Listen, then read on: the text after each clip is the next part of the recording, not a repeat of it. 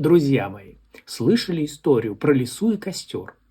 Дело было зимой, в лютую стужу. Однажды лиса увидела, как один человек разжег костер на поляне, чтобы согреться. Подошла рыжая поближе и спрашивает: «Что это у тебя такое горит?» «Это огонь, он греет, но может и обжечь». Лиса захотела узнать, что это за штука такая. Подошла ближе, а костер манит ее своим теплом. «Тепло-то как!» — обрадовалась лиса и присела поближе. Потерла лиса лапки, стало ей уютно и хорошо. Но стоило ей сунуть лапу слишком близко, как жаркое пламя обожгло ее.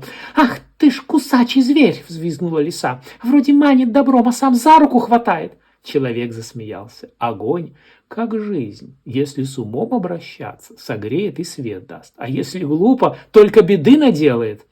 А лиса испугалась и убежала. Человек сел поудобнее и произнес: «Не все, что кажется теплым и дружелюбным, безопасно. Без меры и осторожности даже спасительный костер лютым зверем окажется». Вот так, друзья. До новых встреч!